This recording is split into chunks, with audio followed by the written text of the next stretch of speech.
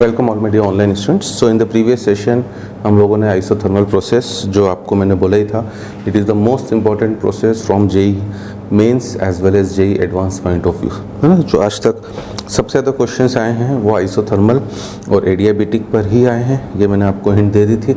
देखने में isothermal process was very easy, क्योंकि डेल यू ज़ीरो हो गया, डेल एच ज़ीरो हो गया, सर्कल एक ही पैरामीटर तो निकालना था W, और W निकाल लिया तो फ्लॉट से Q will be equals to minus W। But इसमें रिवर्सिबल और इरिवर्सिबल प्रोसेस होने के बाद और जो कंपैरिजन आ जाता है वो काफ़ी ज़्यादा इंपॉर्टेंट था। लास्ट क्लास में मैंने आपको आइडिया पूरा दे दिया था, और मैंने सेशन, है ना, चाहता तो मैं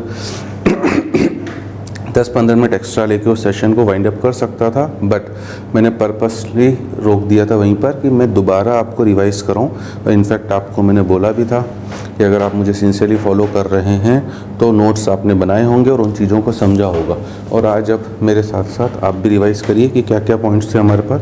तो हमने जो जनरलाइज करा था, अब जो हमारे इम्पोर्टेंट नोट हैं, है ना, और आपको मैंने बोला ये जितने अच्छे नोट आप मुझसे लोगे, जितने ढंग से आप इन नोट को फॉलो करोगे, उतने नोट्स, है ना, उतने नोट, मेरे नोट्स ढंग से फॉलो करोगे तो उतने आपको नोट ज़्यादा मिलेंगे। ठीक है, क्या था हमारा general point? In case of expansion, अगर एक्सपांशन हो रहा है तो what will happen? Mod of W reversible. अब यहाँ पर मैं आइसोथर्मल नहीं लगा रहा हूँ, क्योंकि ये पॉइंट अगली प्रोसेस जो बस अब मैं डिस्कस करूँगा एडियाबेटिक के लिए भी एप्लीकेबल है। Mod of W reversible is greater than mod of W irreversible process. Expansion के केस में हमेशा आपको जो वर्क डन जाता है ना, मॉड क्यों लगा दिया बेटा? कई बार स्टूडेंट ना माइनस साइन से कंफ्यूज हो जाता है, और ये मैं आपको बार बार समझाते हुए आ रहा हूँ कि माइनस साइन केवल ये इंडिकेट करता है कि work is done by the system, system काम कर रहा है। बाकी अगर हम लोग बात करें बेटा कि अगर मैं आपसे कह रहा हूँ इन जनरल, अगर आपको भी कोई कन्फ्यूज़न हो उसे भी मैं दूर करने की कोशिश करूँ कि एक केस में सिस्टम 100 जूल ऑफ वर्क कर रहा है, एक केस में 200 जूल ऑफ वर्क कर रहा है, तो ऑब्वियसली किस केस में उसकी ज़्यादा एनर्जी ख़त्म होगी? ऑब्वियसली सीधे सीधे 200 जूल वाले केस में उसकी एनर्जी ज़्यादा होगी। इसलिए हम लोग माइनस साइन इसलिए लगा रहे हैं कि हमारा एनर्जी कंटेंट सिस्टम का क्या हो रहा है? कम हो रहा है, ठीक है ना, एक्सपांशन हो रहा है। तो मॉड इसलिए लगा दिया बेटा क्योंकि अभी मैं राइट नाउ आपको केवल न्यूमेरिकल वैल्यू का कंपैरिजन बता रहा हूँ। ऐसे नहीं कि आप मैथमेटिक्स की तरह इसे ले जाएं कि सर -100 और -200 में तो -100 बड़ा होता है। नहीं, हमारे लिए minus scale work done by the system है, और एक्सपांशन का मतलब हमेशा work done by the system है, ठीक है। बट मैंने लास्ट सेशन में 3 इलस्ट्रेशन बता दिए हैं बेटा, इस वजह से अब मैं केवल उनको समराइज करके लिखवा रहा हूँ। In case of compression reversible process का वर्क डन जो होगा कम होगा इरिवर्सिबल, ठीक है। अब भी हो सकता है आपको डाउट आ रहा हो कि सर अब क्यों मॉड लगाया, कॉम्प्रेशन में तो पॉजिटिव ही होता है, तो हम इन जनरल ही लगा दे रहे हैं बेटा, है ना, ठीक है, कोई दिक्कत ही नहीं, ताकि आपको बस ध्यान रहे। एंड फिर से बोल रहा हूँ कि जो भी पॉइंट्स अब मैं लिख रहा हूँ that is also applicable for adiabatic, तो उसमें नहीं लिखेंगे क्योंकि इसके बाद जस्ट एडियाबेटिक ही जा रहे हैं, ठीक है। तो इसका मतलब यहाँ से क्या प्रूव हो रहा है बेटा? एक्सपांशन का मतलब क्या होता है? लास्ट क्लास में मैंने बोल दिया था, बट लिखवाना मैं अपनी रिस्पॉन्सिबिलिटी समझता हूँ। Expansion means work done by system, that is output. Expansion means work done by the system, that is output, and compression means work done on the system, that is input, ठीक है। कोई भी process efficient तभी होगी बेटा जब input कम से कम हो और आउटपुट ज़्यादा से ज़्यादा हो।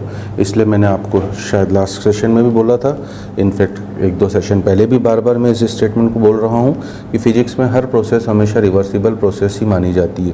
क्यों मानी जाती है? क्योंकि reversible processes are the maximum efficient process. ठीक है ना? तो ठीक है ना? तो आप चाहते हो बेटा किसी भी प्रोसेस में एफिशिएंसी का मतलब क्या होता है?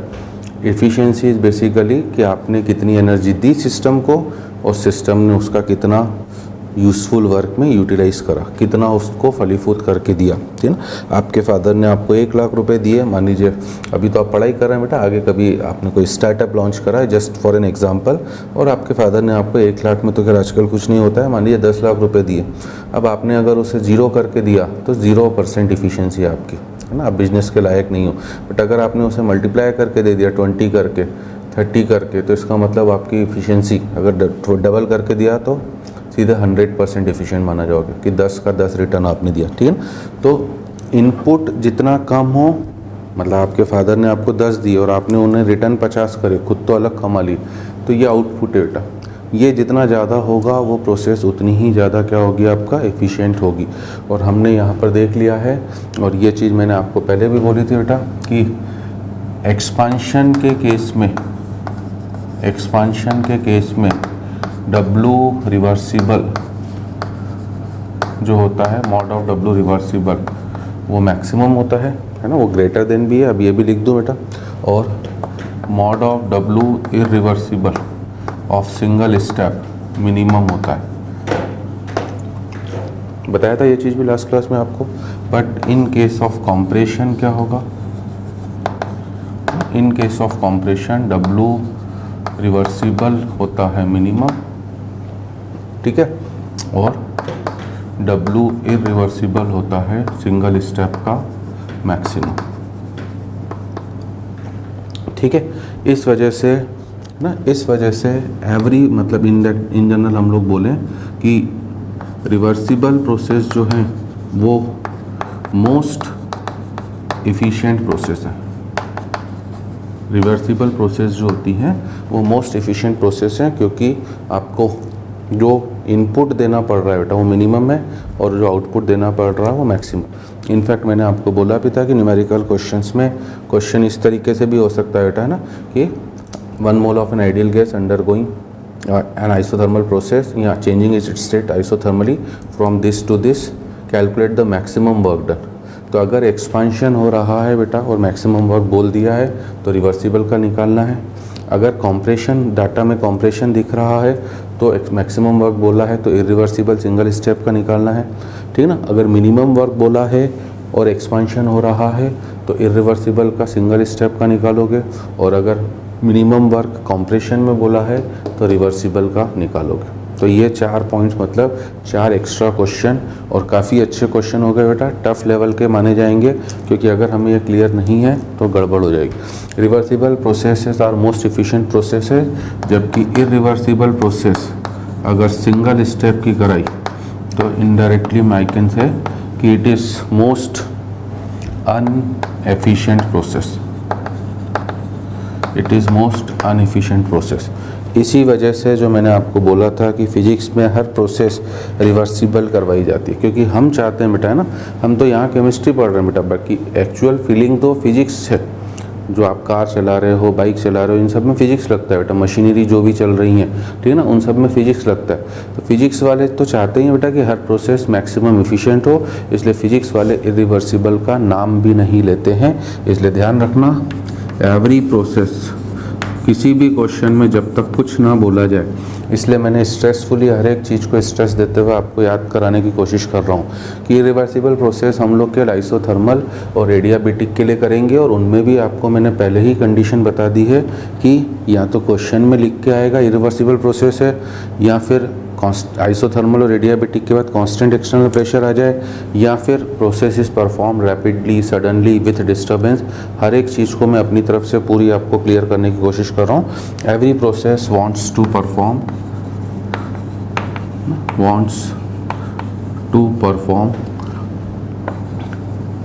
Reversibly, every process wants to perform reversibly, so that, क्यों?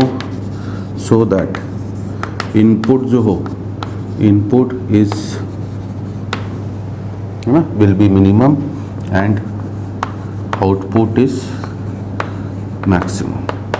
ठीक है, तो जितना मुझे आता है, ठीक है, उतना मैं पूरी तरह से आपको समझाने की कोशिश कर रहा हूँ, और जितना मुझे आता है उससे आपका सिलेक्शन गारंटेड है, चाहे जेई मेंस हो, चाहे जेई एडवांस हो, चाहे नीट हो, कि इतनी चीज़ें अगर आपको पता है तो आपका काम हो जाएगा। कि अब आपको ध्यान रखना है, अनलेस अदरवाइज मेंशन, हर प्रोसेस को आपको रिवर्सिबली ही मान के चलना है, बट साथ साथ ये एक्स्ट्रा पॉइंट्स भी, अभी जो मैंने क्वेश्चन बोले कि किस तरह का मिनिमम मैक्सिमम का क्वेश्चन आ जाए, वो भी आपको ध्यान रखना है ना। सेकेंड पॉइंट जो नोट है बेटा, on increasing number of steps,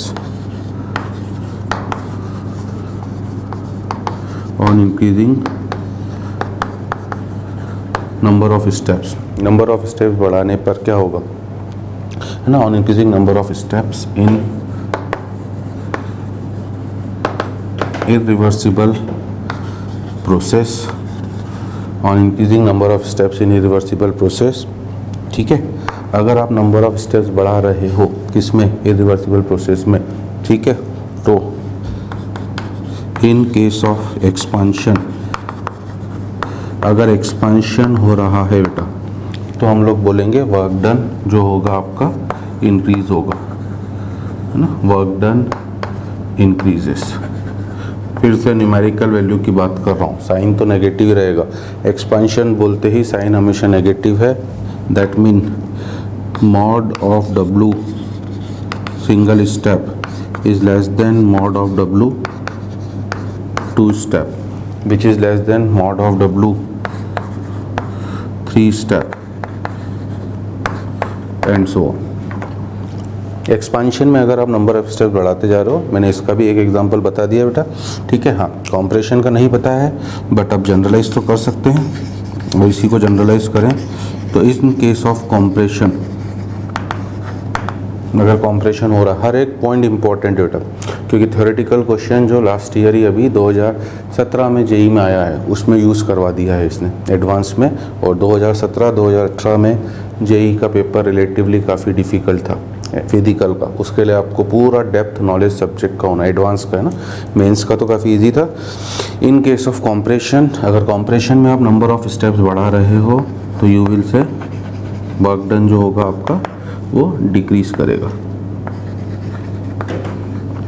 decrease, मतलब इस केस में हम लोग बोलेंगे mod of W one step जो है वो सबसे ज़्यादा था, मैक्सिमम लिख दिया है मैंने, दो स्टेप वाला थोड़ा सा और कम होगा, तीन स्टेप वाला थोड़ा सा और कम होगा, एंड सो ऑन। और फाइनली हम लोग ये पॉइंट भी लिख चुके हैं बेटा कि जैसे जैसे आप नंबर ऑफ स्टेप्स बढ़ाते जाओगे, फाइनली आपकी प्रोसेस रिवर्सिबल से किस तरफ बढ़ती जाती है, सॉरी इरिवर्सिबल से किस तरफ बढ़ती जाती है, रिवर्सिबल। तो लास्ट क्लास के अगर आप एग्जांपल्स को ध्यान रखो, पहला वाला एग्जांपल मुझे तो याद है पूरा डाटा भी बेटा, फर्स्ट वाले एग्जांपल में रिवर्सिबल का वर्क डन एक्सपांशन में माइनस का 210 आर था, जबकि कॉम्प्रेशन मतलब इरिवर्सिबल में वो माइनस का 150 आर था, ध्यान आ रहा है, ठीक है। तो जैसे जैसे आप नंबर ऑफ स्टेप्स बढ़ाओगे, माइनस को भूल जाओ, 150 आर से बढ़ते बढ़ते बढ़ते बढ़ते वो फाइनली मैक्सिमम वैल्यू 210 आर ले सकता है in case of expansion. But compression के केस में हमारा है ना, रिवर्सिबल का तो वर्क डन सेम ही आया था, प्लस का 210 आर क्यों आया था, क्योंकि आपको रिवर्सिबल प्रोसेस की कंडीशन ध्यान रखनी है बेटा। रिवर्सिबल प्रोसेस का मतलब भी होता है एक ऐसी प्रोसेस जिसे आप सेम पाथ के थ्रू वापस रिवर्स डायरेक्शन में ले जा सकते हो, इसलिए दोनों का वर्क डन की वैल्यू एग्जैक्टली सेम हुई। अभी जो मैं ग्राफिकली उसे क्लियर भी प्रूफ भी करने जा रहा हूँ, बट इरिवर्सिबल को रिवर्स पाथ में कभी नहीं ले जा सकते हैं। इरिवर्सिबल का वर्क डन आपका प्लस का 300 आर आया था, अगर आपको याद हो तो वही वैल्यू मैं बोल रहा हूँ वो मैक्सिमम वैल्यू है, और 210 आर मिनिमम वैल्यू थी। कल के इलस्ट्रेशन लास्ट सेशन के आपको, अगर आपने नोट्स बनाए हैं बेटा, है ना, इसलिए मैं कह रहा हूँ नोट्स बनाइए, आप रिवाइंड करके वीडियो फिर से देख सकते हैं, बट नोट्स हैं तो तुरंत आप डाटा देख सकते हो। मुझे तो अपना डाटा याद है, तो 300 से वो घटते घटते घटते 150 तक आ जाएगा। वन स्टेप का 300, टू स्टेप का हो सकता है 280, फिर 270, इस तरह से कम होता चले जाएगा लगातार, ठीक है। सब पॉइंट एक एक पॉइंट इंपॉर्टेंट है। तीसरा पॉइंट भी मोस्ट इम्पॉर्टेंट है बेटा, अगर आपने आइसोथर्मल रिवर्सिबल और इरिवर्सिबल प्रोसेस को सेम पॉइंट से स्टार्ट करा तो वो हमेशा सेम इनिशियल पॉइंट से स्टार्ट करा तो वो ख़त्म भी हमेशा सेम फाइनल पॉइंट पर होंगी। It is also a very very important point. If isothermal reversible process, shortcut में लिख रहा हूँ मैं IRP, and isothermal irreversible process IIP are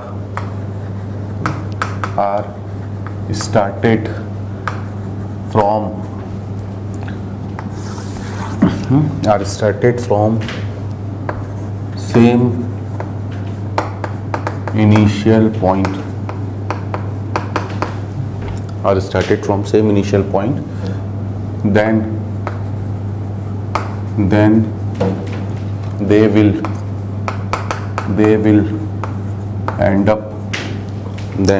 end up at same final point। अब है ना, हो सकता है थोड़ा सा कंफ्यूजन आ गया हो कि सर ये क्या बोलना चाह रहे हो, ठीक है ना।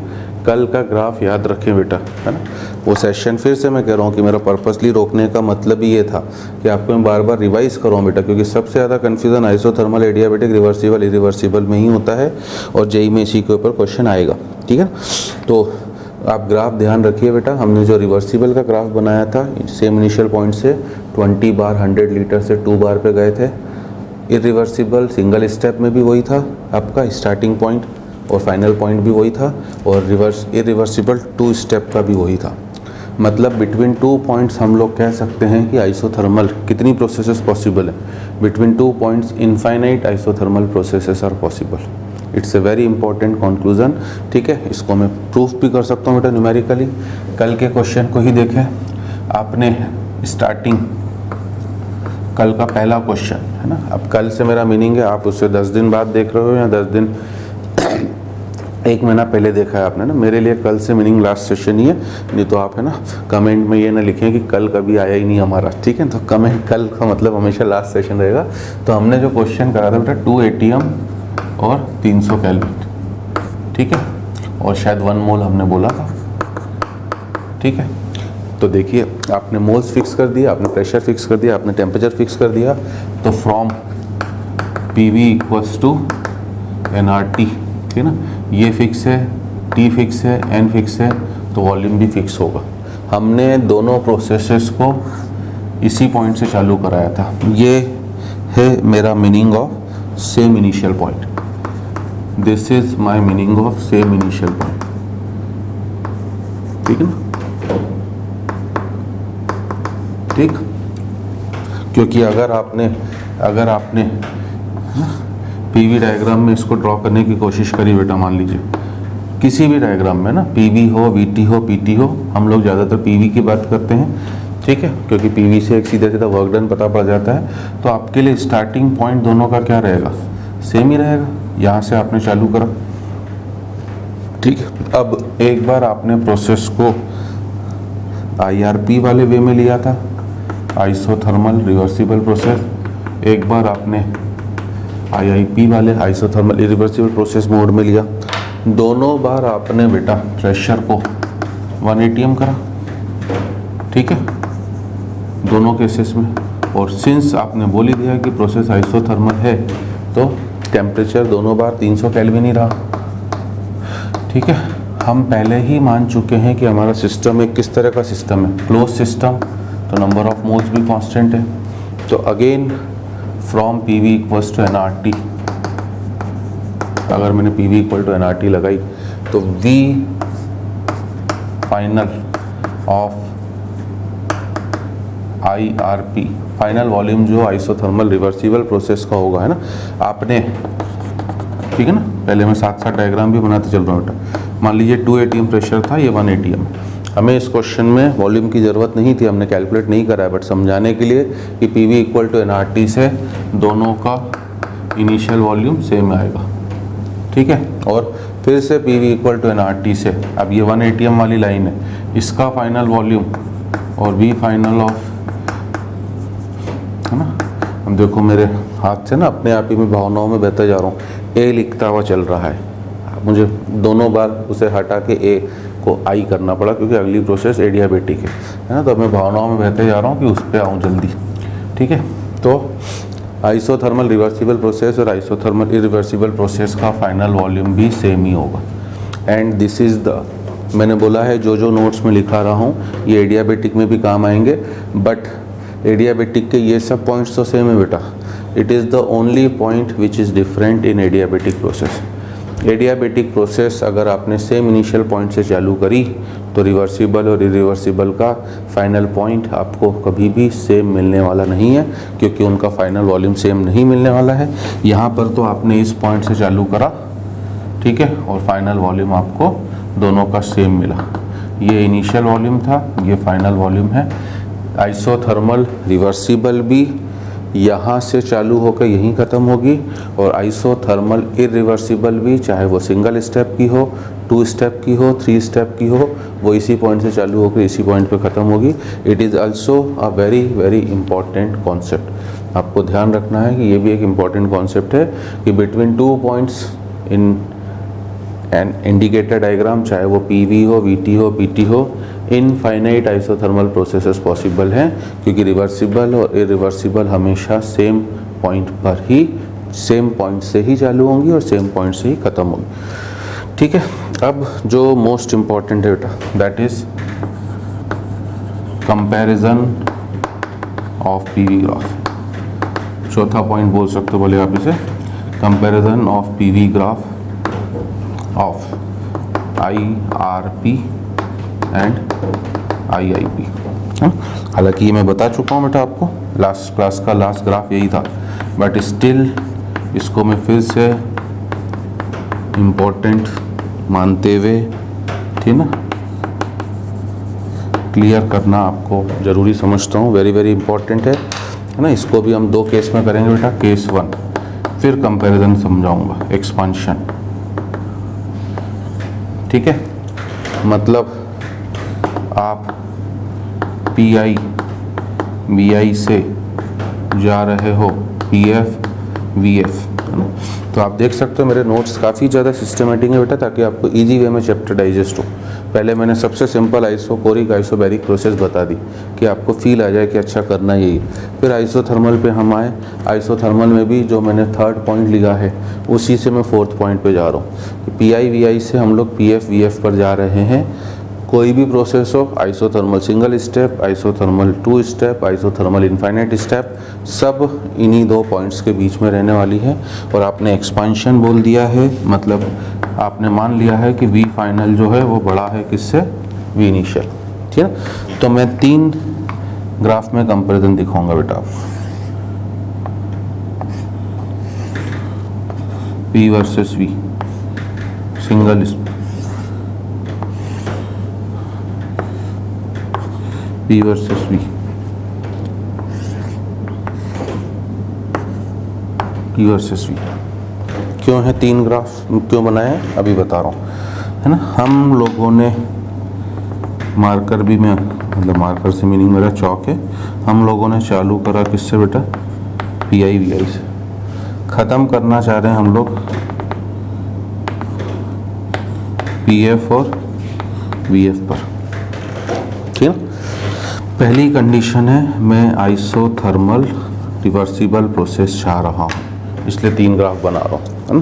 तो अगर मैं आइसोथर्मल रिवर्सिबल प्रोसेस चाह रहा हूँ तो आइसोथर्मल रिवर्सिबल प्रोसेस तो इनफाइनाइट स्टेप्स में होगी।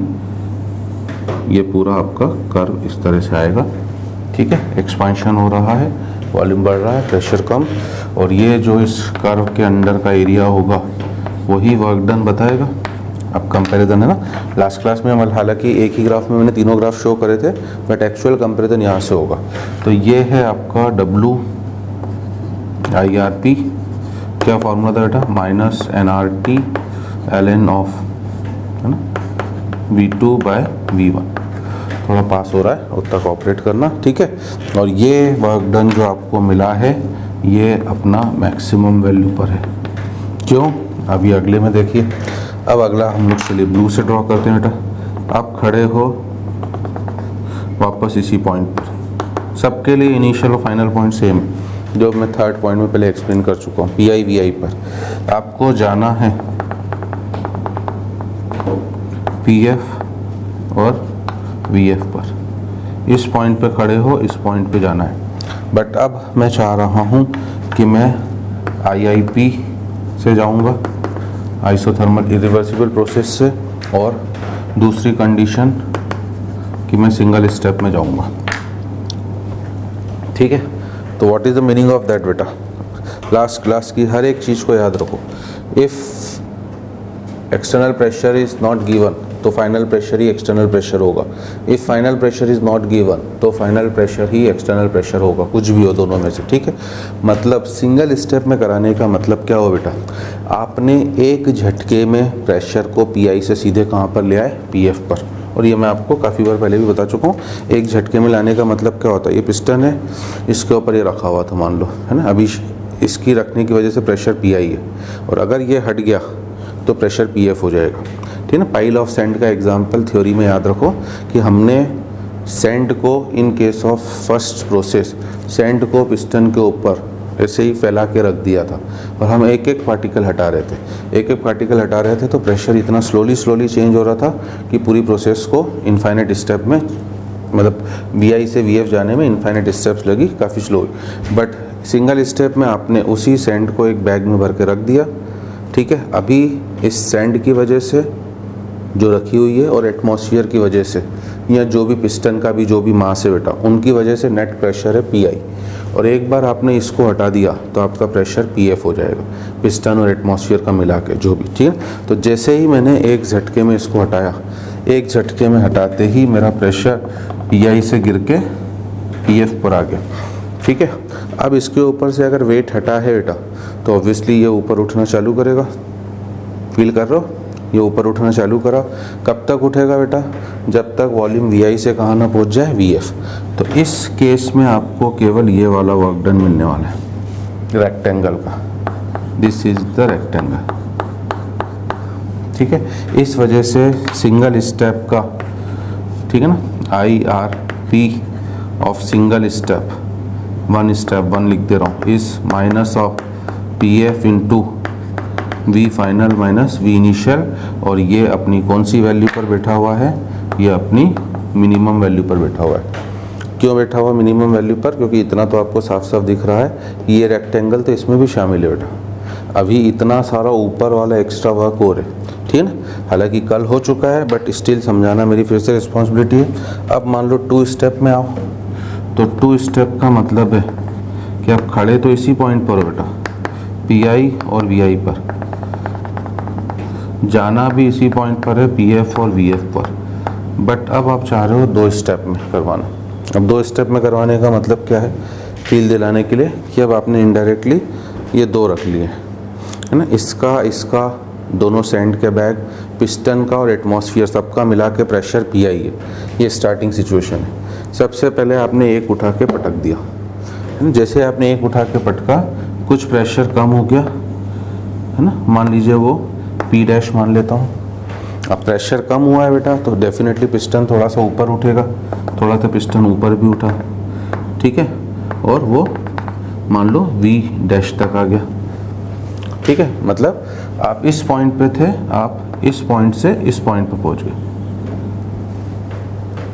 ठीक है, अपने आप रुक गया उस पॉइंट पे आके पिस्टन, आपको कुछ नहीं करना पड़ा। आपने 2 थे, आपने एक हटाया, पिस्टन ऊपर उठना चालू हुआ, उस वाले पॉइंट पर वी डैश पर आकर खुद ही रुक गया। अब मैंने अगली बार इसको भी हटाया, इसको हटाया तो प्रेशर गिर के फिर से कितने पर पहुंचा? पी एफ पर। ठीक है, और पिस्टन फिर से ऊपर उठना चालू हुआ, ठीक है, और उठा कहाँ पर? वी एफ तक, और वी एफ पर आके पिस्टन फिर से अपने आप ही रुक गया। ठीक है, इसलिए मैंने बोला है फिजिक्स में आपने जितनी भी प्रोसेस, बार बार मैं बोलूँगा बेटा, फिजिक्स में आपने जितनी भी प्रोसेसेस पढ़ी हैं सब रिवर्सिबल प्रोसेसेस हैं, क्योंकि फिजिक्स में आपने इस तरह के पॉइंट वाले ग्राफ ड्रॉ करे ही नहीं है। आपने केवल फिजिक्स में ये वाले ग्राफ करें, smooth curve. Smooth curve is always क्या आपका? रिवर्सिबल। ठीक है, अब जो वर्क डन है वो 2 एरिया है बेटा, ये वाला भी, ठीक है ना, और ये वाला भी। दोनों की थोड़ी मैं शेडिंग भी अलग अलग कर दे रहा हूँ ताकि आपको समझने में, क्योंकि ये चीज़ अब मैं एडियाबेटिक में ड्रॉ करने वाला नहीं हूँ। ठीक है, मीनिंग दोनों का सेम है, बस एक्सेप्ट थर्ड पॉइंट को छोड़कर। एडियाबेटिक का थर्ड पॉइंट कि यहाँ पे जो वॉल्यूम आपने सेम लिखा है दैट मीन इनिशियल और फाइनल पॉइंट इक्वल, वो एडियाबेटिक में नहीं होगा, बाकी सब पॉइंट्स एडियाबेटिक के भी same. Now you can see बेटा कि डायरेक्टली ये वाला तो पूरा एरिया मिल गया, ये एरिया बन गया, ठीक है, बट साथ ही साथ ये एक्स्ट्रा कुछ और कवर हो गया और ये एक्स्ट्रा कुछ और कवर हुआ है, बट स्टिल थोड़ा थोड़ा पोर्शन तो अभी भी बाकी है, ठीक है ना, स्टिल थोड़ा थोड़ा पोर्शन क्या है अभी भी बाकी है। ये WIRP, ये है WIRP ऑफ कितनी स्टेप, 2 स्टेप, ठीक है। वर्क डन का फॉर्मूला मैं आगे आ जा रहा हूँ, यहाँ पे कंबरसम होगा। अगर वो हमसे इस डायग्राम के बेसिस पर वर्क डन का फॉर्मूला पूछ रहा है कि 2 स्टेप के वर्क डन का फॉर्मूला बताओ, ठीक है ना, ध्यान देना इरिवर्सिबल प्रोसेस के वर्क डन के फॉर्मूले हमेशा रेक्टेंगल के ही होंगे, मतलब P into V final minus V initial.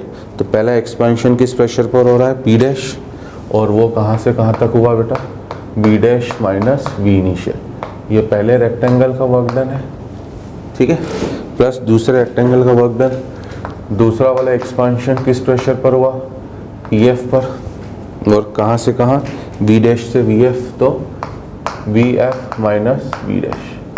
Number of steps बड़ी हैं, इस वजह से थोड़ा सा वर्क डन भी क्या हो गया, पहले से बढ़ गया। नंबर ऑफ स्टेप्स बड़ी हैं इसलिए वर्क डन भी बढ़ गया। अब जितनी बढ़ाते जाओगे बेटा उतना वर्क डन लगातार बढ़ता रहेगा, इसलिए ये वाला वर्क डन मिनिमम है, ये मैक्सिमम है, बाकी कोई भी वर्क डन होगा वो हमेशा इनके बीच में आएगा, ठीक है। नाउ सेकेंड केस, वो ज़्यादा इम्पोर्टेंट है ना, उससे आपको और कॉन्सेप्ट क्लियर होंगे। क्या है सेकेंड केस, सेकेंड केस है अगर कॉम्प्रेशन हो रहा हो तो क्या होगा, सेकेंड केस है अगर कॉम्प्रेशन हो रहा हो तो क्या होगा, मतलब अब हम लोग बेटा है ना PI VI पर खड़े हैं, जाना PF VF पर ही है, ठीक है, बट अब जो है V फाइनल जो है वो लेस देन है V इनिशियल, ठीक है। फिर से 3 कर,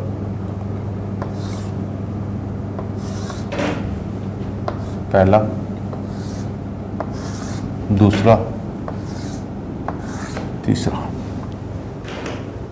ठीक है, सब PV के लिए,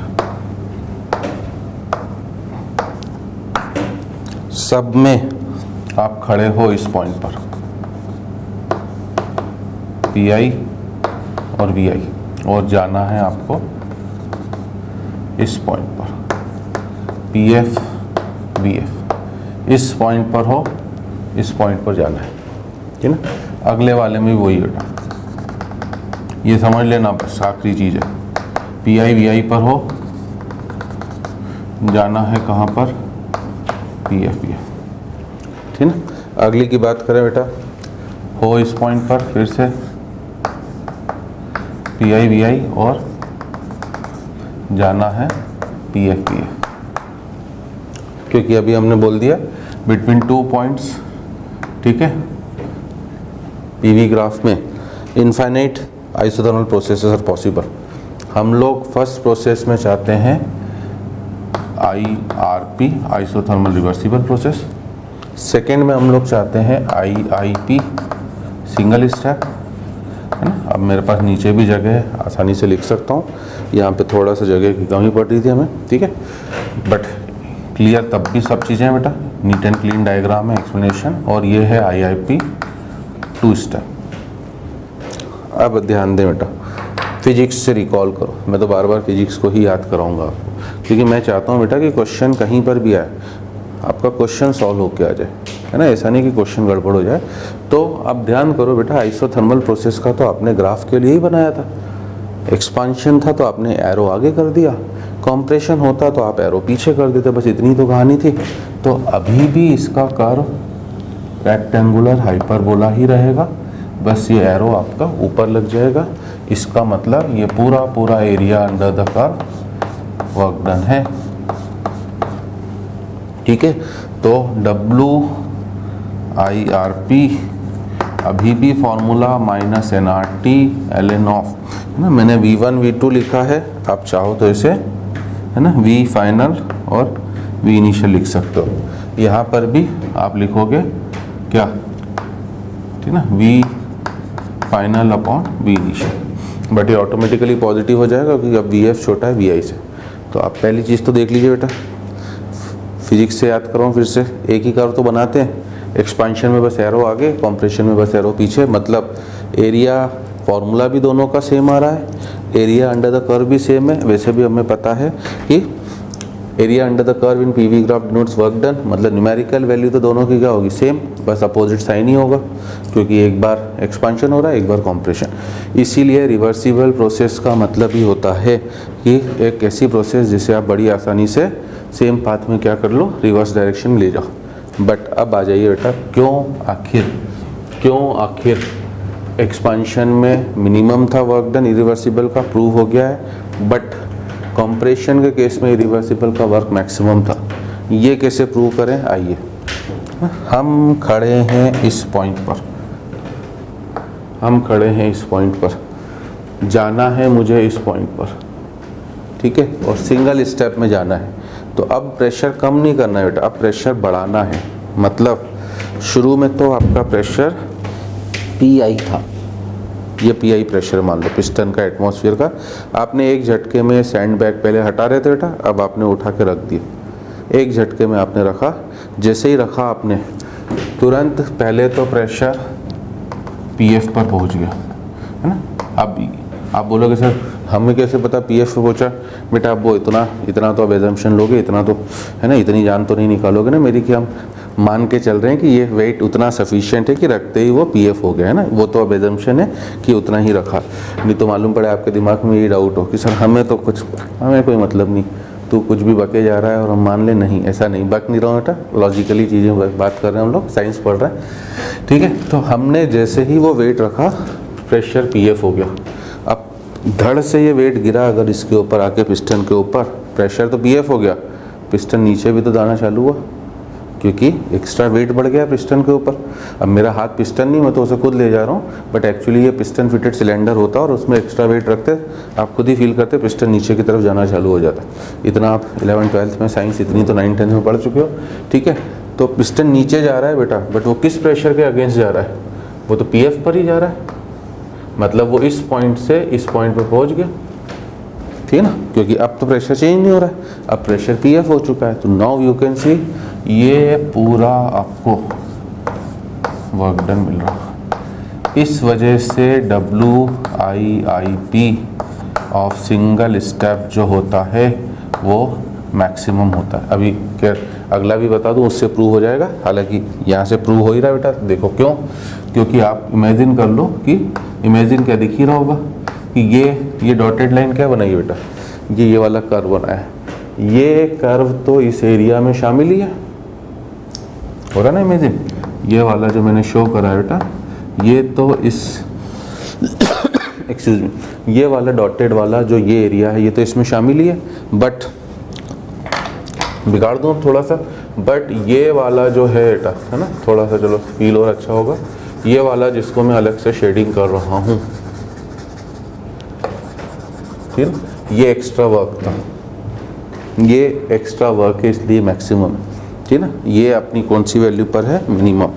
अब अगर आप 2 स्टेप में आ जाओगे तो तुरंत आपको फील हो जाएगा ये मिनिमम था, ये मैक्सिमम था। और किस फॉर्मूले से निकलेगा ये निकलेगा आपका minus of PF into V final minus VI, ठीक है ना, ये मैक्सिमम है, ठीक है। अब अगर 2 स्टेप में आते हो आप, क्या होगा 2 स्टेप में, 2 स्टेप में आप खड़े इस पॉइंट पर ही हो बेटा, जाना इसी पॉइंट पर है, इसमें तो कोई गड़बड़ नहीं है, ठीक है ना। पूरा एडियाबेटिकली भी सेम है, दोबारा हम इसमें टाइम खोटी नहीं करेंगे, एक्सेप्ट थर्ड पॉइंट बार बार मैं कह रहा हूँ।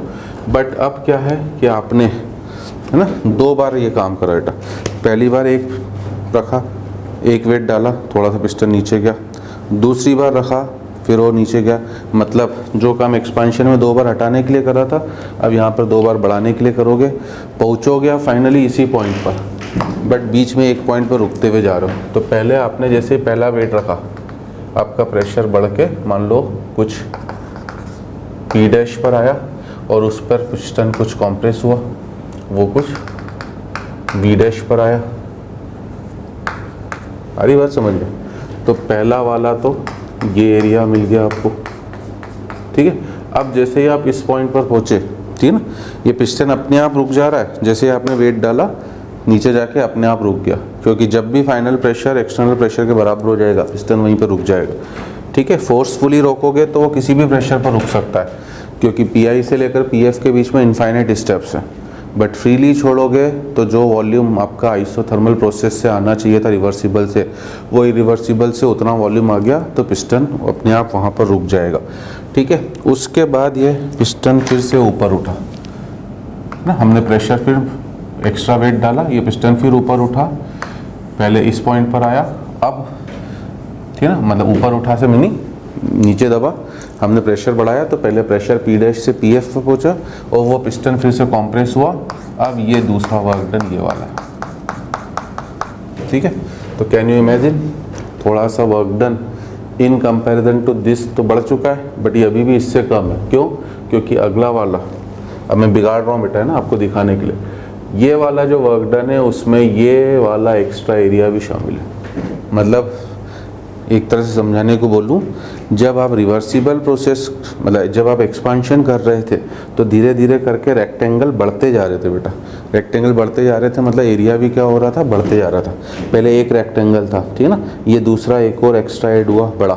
यहाँ पर उल्टे ये वाला रेक्टेंगल एक्सक्लूड हो गया है, हम लोग बोलने को बोले तो ये एक्सक्लूड हो गया है। यहाँ पर बोले, ठीक है ना, और अच्छे ढंग से समझने के लिए कि यहाँ पर ये वाला रेक्टेंगल उल्टे इंक्लूड हो गया है ना, इंक्लूड हो रहा है तो ऑब्वियसली एरिया लगातार बढ़ते जाएगा।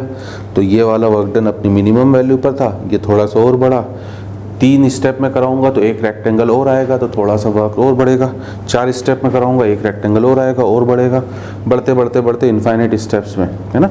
क्योंकि इसमें भी बेटा, है ना, थोड़ा सा अगर मैं अब और बिगाड़ूँ आपको समझाने के लिए, आखिरी बार फीलिंग दिलाने के लिए, इसमें भी रेक्टेंगल ही है, बट वो कितने रेक्टेंगल है बेटा, इनफाइनाइट। अगर आप पतली पतली स्ट्रिप्स बनाओगे तो इसमें भी रेक्टेंगल ही है बेटा, इनफाइनाइट रेक्टेंगल है। बस इतना है कि यहाँ पर, क्योंकि integration is nothing but summation ही होता है, यहाँ पर आपको साफ बड़े बड़े रेक्टेंगल दिखाई दे रहे हैं बेटा। ये इतने पतले पतले रेक्टेंगल है कि जिनकी जो विड्थ है वो ऑलमोस्ट नेग्लिजिबल लाइन की तरह है, ठीक है। तो एक तरफ एरिया जुड़ता जा रहा है जबकि एक तरफ एरिया घटता जा रहा है। ये इसलिए अपनी मैक्सिमम वैल्यू पर था, ये अपनी मिनिमम वैल्यू पर था। अब अगर आपसे, है ना, मैं नीचे लिख रहा हूँ WIIP 2 स्टेप का वर्क डन का पूछे मीनिंग, है ना, तो हमेशा मैंने बोल दिया इरिवर्सिबल प्रोसेस का वर्क डन हमेशा P × V final minus V initially है, ठीक है। आपको लिखना हो तो आप लिखोगे माइनस ऑफ पहला रेक्टेंगल का area P dash into bracket में क्या V डैश माइनस VI, और दूसरे रेक्टेंगल में एक्सपांशन किस प्रेशर पर हुआ, PF पर, इंटू ब्रैकेट में आपका V क्या final minus V dash. Sign की चिंता करने की ज़रूरत नहीं है, वो साइन अपने आप ही आपका आ जाएगा, ठीक है। तो this is the best of isothermal process from my side, जितना मुझे आता था बेटा। मैंने आपको अच्छे अच्छे इलस्ट्रेशन भी करा दिए लास्ट सेशन में 3, और जो जो पॉइंट्स आपको इम्पॉर्टेंटली कि आखिर क्यों हर प्रोसेस फिजिक्स वाले रिवर्सिबल मानते हैं उसका एक्सप्लेनेशन, क्यों जब तक किसी क्वेश्चन में मेंशन नहीं है तो प्रोसेस को इरिवर्सिबल ही लेना है उसका एक्सप्लेनेशन, क्यों रिवर्सिबल प्रोसेस का वर्क डन मैक्सिमम होता है एक्सपांशन में और कंप्रेशन में मिनिमम होता है, क्यों इरिवर्सिबल सिंगल स्टेप का एक्सपांशन में मिनिमम, इरिवर्सिबल में मैक्सिमम होता है, क्यों आइसोथर्मल रिवर्सिबल और इरिवर्सिबल प्रोसेस सेम पॉइंट से चालू करके सेम फाइनल पॉइंट पर ख़त्म होगी। जितना मुझे आता था बेटा मैंने एक एक चीज़ें थ्योरेटिकली आपको समझाने की पूरी अच्छी ढंग से कोशिश करी है, और उम्मीद करता हूँ कि आपको ये सब चीज़ें डाइजेस्ट भी हुई होंगी, ठीक है ना। तो ये है आपका मेन इंपॉर्टेंट, इसलिए आप समझ सकते हो कि मैं स्ट्रेस क्यों दे रहा था कि जेईई में सबसे ज़्यादा क्वेश्चन एडियाबेटिक और आइसोथर्मल पर ही आएंगे, क्योंकि उनमें उसके पास खूब चीज़ें हैं पूछने के लिए बेटा, है ना। अभी एडियाबेटिक में कुछ चीज़ें और बढ़ जाएंगी, कुछ और अच्छी होंगी, इसलिए एडियाबेटिक के चांसेस रिलेटिवली ज़्यादा हैं। तो आप इन्हें जल्दी से नोट डाउन करें, हम आगे बढ़ते हैं।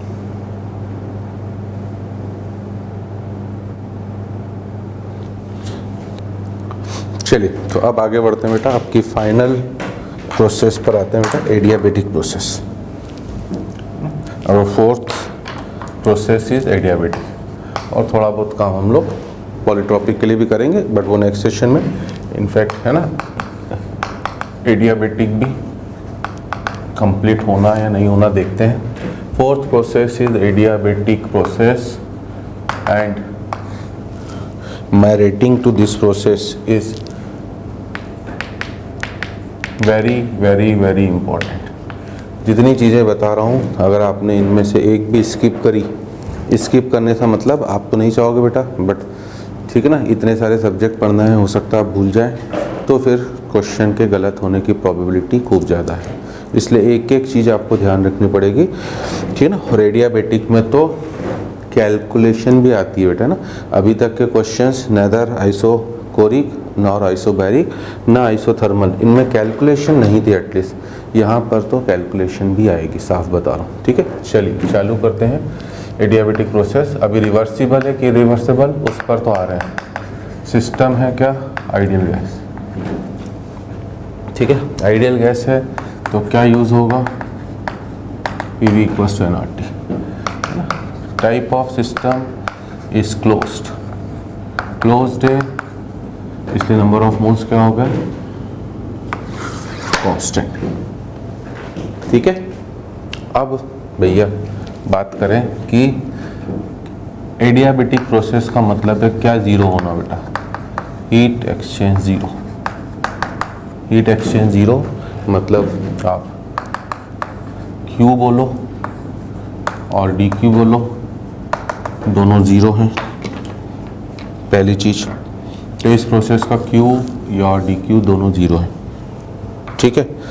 अगली कहानी बेटा कि अब वेरिएबल क्या क्या होंगे, तो ध्यान देना इसमें PVT ऑल 3 आर वेरिएबल।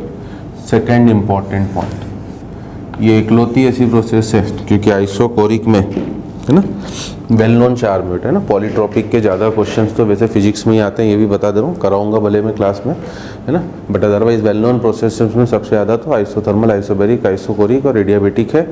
बाकी सब में एक एटलीस्ट एक एक वेरिएबल कांस्टेंट था। आइसोकोरिक में V, आइसोबैरिक में P, आइसोथर्मल में T, यहाँ पर तीनों वेरिएबल है। दैट मीन सिस्टम जब अपनी स्टेट चेंज करेगा, ये उसकी स्टेट 1 है, तो वो P1, V1, T1 से कहाँ की तरफ जाएगा, वो स्टेट 2 में जाएगा, दैट इज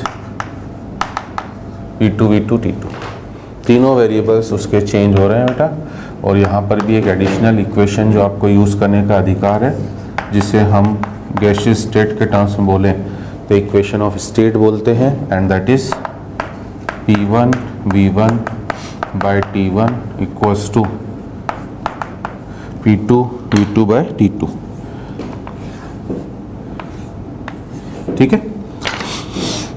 ये इक्वेशन ऑफ स्टेट। अब हमारा काम तो भैया 4 पैरामीटर ही निकालने हैं, है ना। इसलिए पहले मैंने फीलिंग ये दिलाई है कि चैप्टर खूब ईजी है, अब अंदर कॉन्सेप्ट तो खूब है बेटा।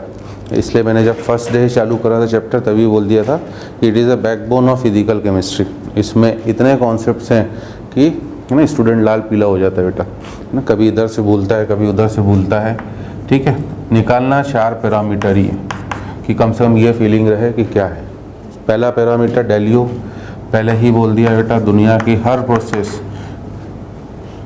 परफॉर्म बाय आइडियल गैस अगर है तो डेल यू हमेशा NCV डेल्टा T से ही निकलेगा, that is NR T2 minus T1 upon gamma minus 1, ठीक है। कोई एक्सेप्शन ही नहीं है बेटा, बस इतना सा चीज़ है कि provided CV is independent from temperature, और जब तक नहीं मेंशन है वो तो हमें मानना ही है। ये डेल यू हो गया।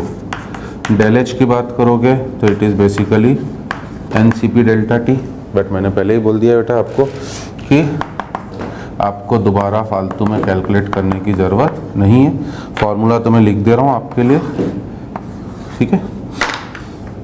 बट आपको बता दिया था कि अगर आप डेल यू निकाल चुके हो तो बस डेल यू को गामा से मल्टीप्लाई कर दो, डेल्टा एच आ जाएगा, ठीक। तीसरी कहानी कि इसका Q है 0, ठीक है। मैंने आपसे पहले ही बोला था बेटा, सिंगल इकलौती एक प्रोसेस है आइसोबैरिक, जिसमें चारों पैरामीटर आपको निकालने पड़ते हैं, del H B, del U B, Q B, W B, चारों की न्यूमेरिकल वैल्यू होती है। निकालना चारों नहीं थे, 4 क्वेश्चन मैंने क्लास में करवाए थे आपको, केवल आपको डेल यू निकालना है, ठीक है, न्यूमेरिकली। फिर डेल यू को गामा से मल्टीप्लाई करना, जो काफ़ी इजी है बेटा, क्योंकि गामा तो सिंपल सा, मोनो है तो 5/3, डाई है तो 7/5, पॉली है तो 4/3, तो इतना तो मल्टीप्लिकेशन सबको आता है, ठीक है। उससे डेल एच आ गया, और आइसोबैरिक प्रोसेस का डेल एच और क्यू बराबर होता है, बोला था, केवल आइसोबैरिक प्रोसेस के लिए। यहाँ पर आप देख लो, एडियाबेटिक प्रोसेस का डेल एच और क्यू बराबर नहीं है। इसका क्यू 0 होगा पक्का, एडियाबेटिक प्रोसेस है तो क्यू 0 होना ही है, कंफर्म है बेटा। बट इसका डेल्टा एच 0 होने वाला नहीं है। क्यों?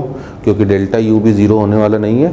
T1 T2 दोनों चेंज हो रहे हैं, और बाकी सबकी तो कुछ ना कुछ वैल्यू है। तो हर एक चीज़ कॉन्सेप्चुअली प्रूव हो रही है। अब आप इसे कितना डाइजेस्ट कर रहे हैं ये आपके ऊपर है, और उम्मीद कर रहा हूँ बेटा कि इतना गला फाड़ फाड़ के चिल्लाने के बाद आपको कम से कम 100% नहीं बोलूँ तो 90-95% तो जा रहा होगा, है ना। 90 डिग्री पे ले जाना है, 180 पे नहीं। इधर से सुना इधर से निकाल दिया, स्वाहा, ये नहीं, इधर से सुनो इधर ले जाओ, दिमाग में स्टोर करने की कैपेबिलिटी बढ़ाओ। तो इसका Q 0 है, और ये भी प्रूव हो रहा है कि डेल्टा H और Q केवल और केवल बराबर आइसोबैरिक प्रोसेस के लिए होते हैं, क्योंकि कई बार बच्चों को एंथैल्पी का फील ही नहीं होता है ना। तो एंथैल्पी एक अलग चीज़ है बेटा, Q अलग चीज़ है। अब W निकालना है बेटा, तो प्लॉट लगा दो, है ना। अब एक्चुअली देखो, चलो पहले लिख लेते हैं। एक्चुअली W का फॉर्मूला तो हर बार मैंने बोला ही है, दुनिया की कोई भी प्रोसेस हो बेटा, दुनिया की कोई भी प्रोसेस हो, आइसोथर्मल, आइसोबैरिक, आइसोकोरिक, एडियाबेटिक, ठीक है ना, पॉलीट्रॉपिक, दुनिया का कोई भी सब्सटेंस हो, solid, liquid, ideal gas, real gas, दुनिया का कोई भी चेंज हो, physical change, chemical change, change of state, सबके लिए एक ही फॉर्मूला है। बट यहाँ पर इंटीग्रेट करके आप अपना टाइम ही खोटी करोगे। वाई? क्योंकि अगर मैं प्लॉट लगा दूँ, प्लॉट क्या था बेटा, del U equals to Q plus W, okay. तो आप बोल रहे हो कि Q तो 0 है, Q तो 0 है, क्योंकि आपने पहले ही लिख दिया process is adiabatic. That mean क्या हो गया बेटा, del W should be equals to delta U, and it will be equals to NR T2 minus T1 upon gamma minus 1। अब ये पूछे ये फॉर्मूला, अब देखो कहाँ पर हम कॉन्सेप्चुअली बच्चों को परेशान करते हैं। हमसे मीनिंग बेटा जेई वाला है ना, पेपर वो बनाएगा, मैं तो उल्टे आपकी परेशानी को दूर करने में मदद कर रहा हूँ, ठीक है। इसलिए मैंने अभी अपना पुराना बोर्ड साफ़ नहीं करा है, क्योंकि मैं यहीं पर लिंक करने की कोशिश कर रहा हूँ। अब अगर मैं आपसे पूछूं कि W equals to delta U equals to NR T2 minus T1 upon gamma minus 1, theoretical question में हम ऐसे ही आपको परेशान करेंगे, है ना। This formula is for calculating work done is applicable, ठीक है, is applicable both for adiabatic reversible as well as adiabatic irreversible process। फिर से सुनिए क्वेश्चन बेटा, है ना, हो सकता ना सुना हो आपने, ठीक है ना।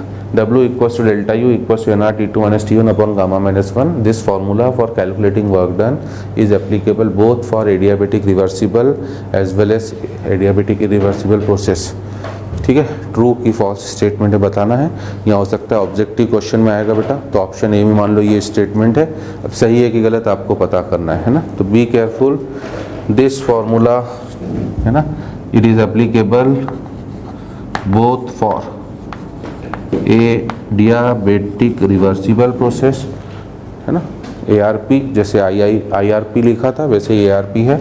इनफैक्ट यहाँ पे मैंने बोला था, आपने ध्यान दिया हो ना कि मैं भावनाओं में बह रहा था, एडियाबेटिक AA चल रहा था, both for ARP and AIP। ये फॉर्मूला एडियाबेटिक रिवर्सिबल प्रोसेस के लिए भी एप्लीकेबल है, एडियाबेटिक इरिवर्सिबल प्रोसेस के लिए भी एप्लीकेबल है, ठीक है, दोनों के लिए एप्लीकेबल बेटा। मतलब इनफैक्ट ये सब फॉर्मूले जो लिखे हैं ये रिवर्सिबल इरिवर्सिबल दोनों के ऊपर एप्लीकेबल हैं।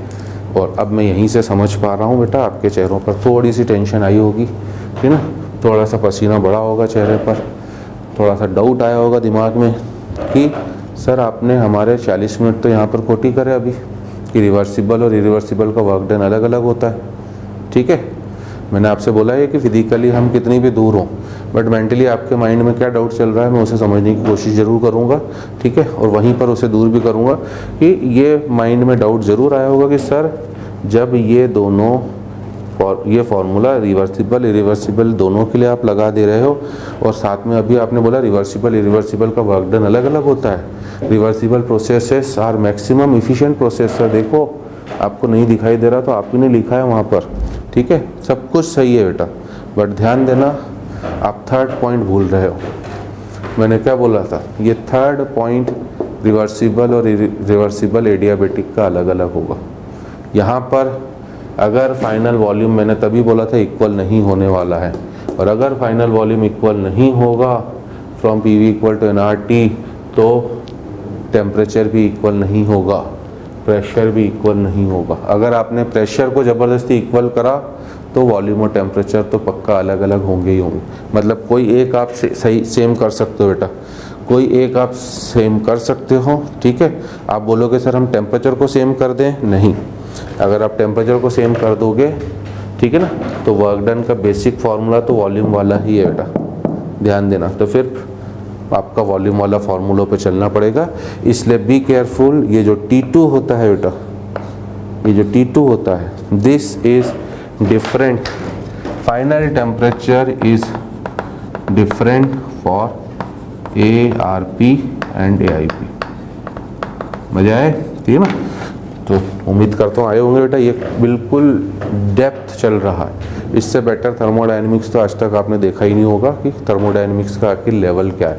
तो ये है T2 दोनों के लिए अलग अलग होगा, और इस T2 के अलग अलग होने की वजह से फॉर्मूला भले दोनों के लिए सेम लग रहा है आपको बेटा, बट न्यूमेरिकल वैल्यू दोनों के वर्क डन की अलग अलग आएगी। न्यूमेरिकल वैल्यू दोनों के वर्क डन की अलग अलग आएगी। इतनी कहानी हजम हुई। अब आखिर T2 की बात करें बेटा, है ना। तो या इनफैक्ट चलो इसको हम लोग दूसरे में बात करते हैं बेटा।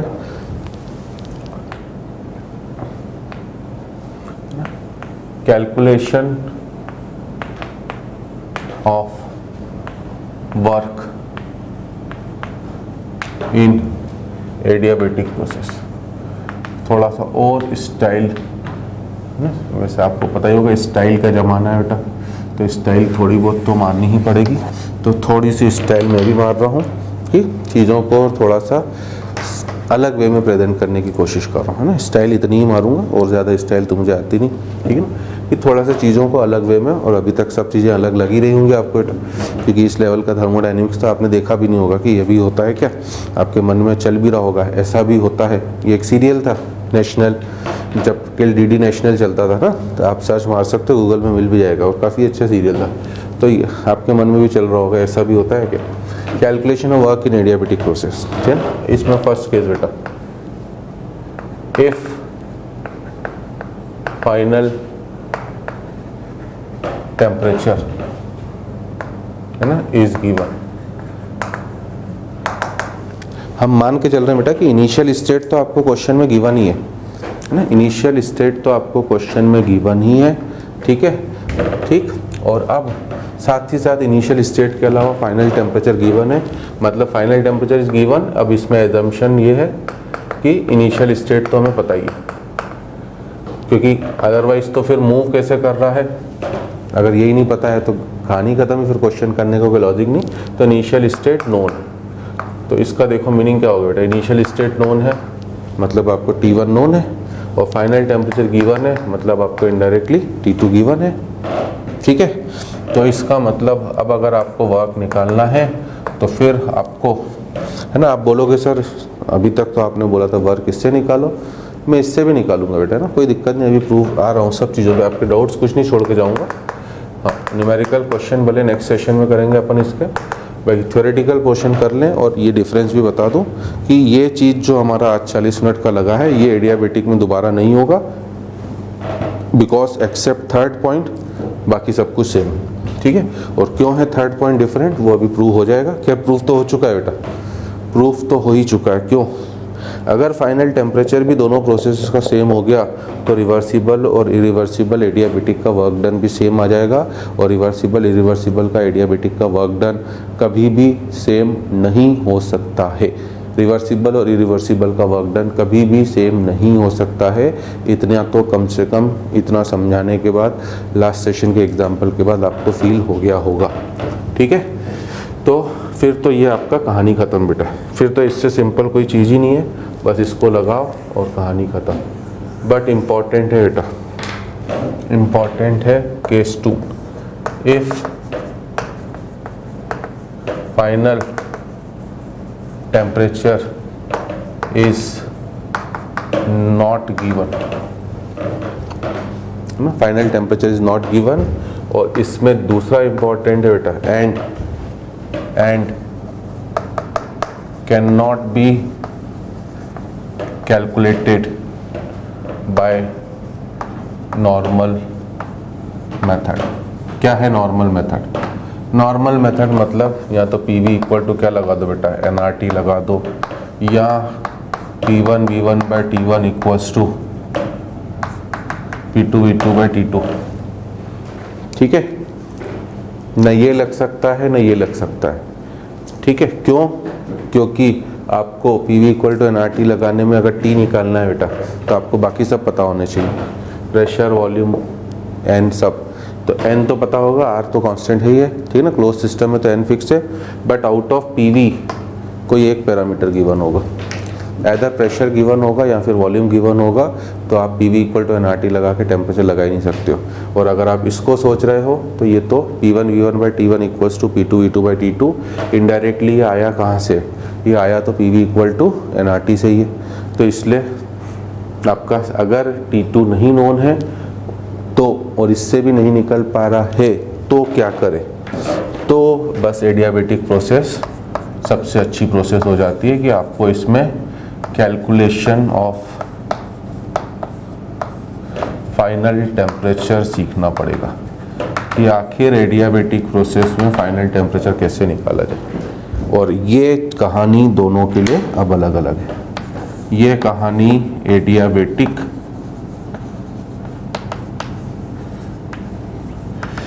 रिवर्सिबल प्रोसेस ना, मैंने पहले से ARP लिख दिया है बेटा, बट इंट्रोड्यूस मैं यहाँ पे कर रहा हूँ कि एडियाबेटिक रिवर्सिबल प्रोसेस को हम लोग ARP बोल रहे हैं। ये कहानी एडियाबेटिक रिवर्सिबल प्रोसेस की अलग है और एडियाबेटिक इरिवर्सिबल प्रोसेस की अलग है, और यही मोस्ट इम्पॉर्टेंट है। आज तक मैंने JEE में जितने भी क्वेश्चन देखे हैं या टेस्ट में डिफरेंट एग्ज़ाम्स में देखे हैं, है ना, आप कोई भी टेस्ट सीरीज ज्वाइन करें या किसी भी इंस्टीट्यूट में पढ़ रहे हों, सबसे ज़्यादा आपको, ठीक है ना, एडियाबेटिक पे क्वेश्चन मिलेंगे बेटा। और एडियाबेटिक में भी फाइनल टेम्परेचर नोन नहीं होगा। और बार बार मैं इतना भी स्ट्रेस देकर समझाता हूँ, बट ऑफलाइन में बच्चा मेरी बात मानता नहीं है ना। उसे लगता है कि इरवानी सर की तो हर चीज़ को इम्पोर्टेंट लिखने की आदत है, बॉक्स में बंद करने की आदत है, उसे ऐसा लगता है ना। मुझे लगता है आपको नहीं लगना चाहिए बेटा, है ना, क्योंकि आप लोग सिंसियर होंगे तभी इस कोर्स को फॉलो कर रहे हैं। You are definitely following somewhere else, you are studying somewhere else, still you are following my videos, then that means you are sincere about your selection. And if you are sincere about selection, so do not neglect my boxes, my important points. ये सब चीज़ें वास्तव में important है, इसीलिए ही मैं आपको समझा रहा हूँ, है ना। नहीं तो मुझे किसी पागल कुत्ते ने नहीं काटा है अभी तक तो, कि मैं इतना स्ट्रेस देके चीज़ों को इतना लेंदी करके समझाऊँ। ये मोस्ट इम्पॉर्टेंट है। एडियाबेटिक के लगभग हर क्वेश्चन में फाइनल टेम्परेचर मिसिंग होता है, ठीक है, हर क्वेश्चन में। और जब तक आपने फाइनल टेम्परेचर ना निकाला, हार्डली 2-4-5% क्वेश्चन होंगे JEE मेंस टाइप के। हालांकि मैं JEE मेंस भी नहीं बोलूँ बेटा, क्योंकि डायरेक्ट फार्मूला बेस्ड क्वेश्चन तो JEE मेंस वाला भी नहीं पूछता है, ठीक है ना। वो हमेशा फाइनल टेम्परेचर मिसिंग करेगा।